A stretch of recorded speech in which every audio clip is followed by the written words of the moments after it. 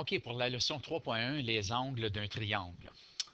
Ici, on a un triangle obtusangle, car il y a un angle obtus, qui veut dire un angle de plus que 90 degrés. C'est impossible qu'il y ait plus qu'un angle obtus, car la somme des trois angles me donne toujours 180 degrés. Alors, la somme des angles intérieurs d'un triangle donne toujours 180 degrés. Alors, voici le triangle obtusangle. Le triangle rectangle veut dire qu'il y a un angle de 90 degrés.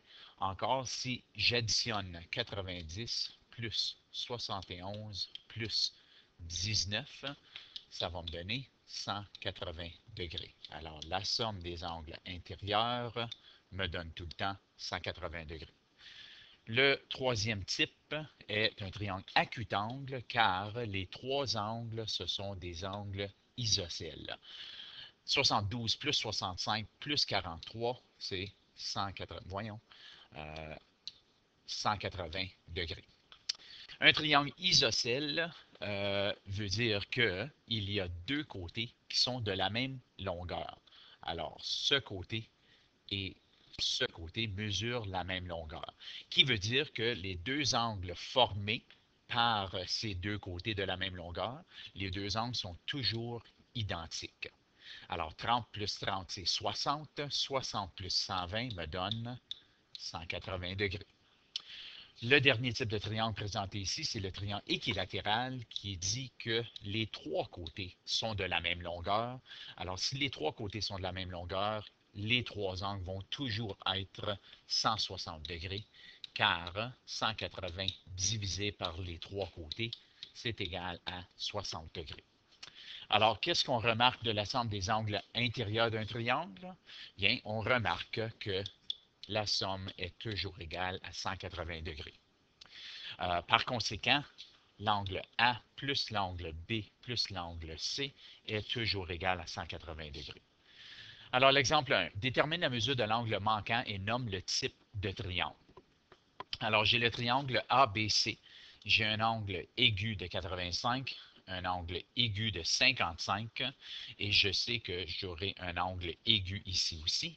Donc, la meilleure façon, tant qu'à moi, c'est de tout simplement faire 180 moins 85, on va essayer ça encore, moins 85 moins 55, qui est égal à 40 degrés. Alors, ceci est un angle de 40 degrés. On pourrait aussi faire 85 plus 55, qui est égal à 140, et ensuite 180 moins 140, qui me donne mon angle de 80 degrés. Personnellement, je préfère la première méthode. Ici, étant donné que chaque angle est inférieur à 90, le triangle est donc acutangle. Exemple 2. Excusez. Détermine la mesure de l'angle manquant et nomme le type de triangle.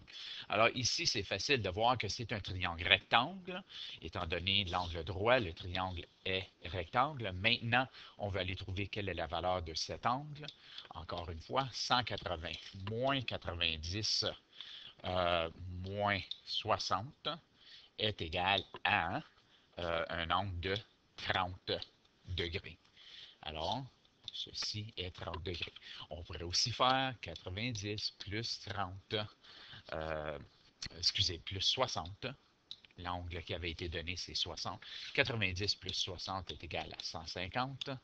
180 moins 150 est égal à 30 degrés, qui me donne la même chose que j'avais découvert au début.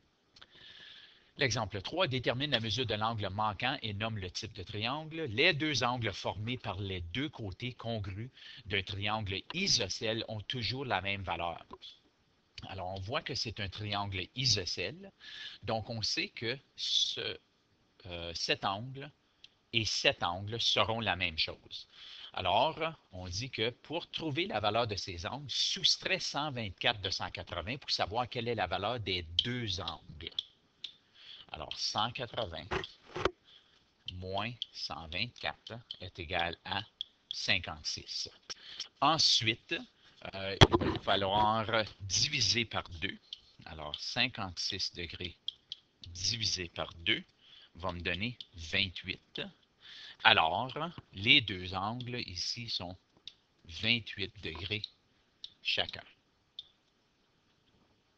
Les angles D et F ensemble ont une valeur de 56 degrés. L'angle D et l'angle F ont chacun une valeur de 28 degrés. Pour vérifier, additionne les trois angles pour s'assurer que la somme égale 180. Donc 124 plus 28 plus 28. Oui, c'est bel et bien égal à 180. Donc oui, les deux angles sont 28 degrés. Ici, on a un relève le défi, détermine la valeur ou la mesure des angles identifiés par une lettre. Alors, pour l'angle A ici, je vais faire 180 moins 48 moins 35, qui est égal à 97 degrés. Alors, ceci est 97. Je sais que la somme des angles A et B, il faut que ça donne 180. Donc, 180 moins 97, c'est égal à 83 degrés. Donc, ceci est 83 degrés. Ensuite, pour l'angle C, je sais que 180 moins 28 moins 83 va me donner la valeur de C. Donc, 180 moins 28 moins 83 est égal à 69 degrés. Alors, ceci est 69. On pourrait aussi faire des vérifications. 69 plus 83 plus 28, il faut que ça soit égal à 180 degrés. Alors, il y a des problèmes à faire et il y en a encore plus que ça si vous voulez continuer à pratiquer.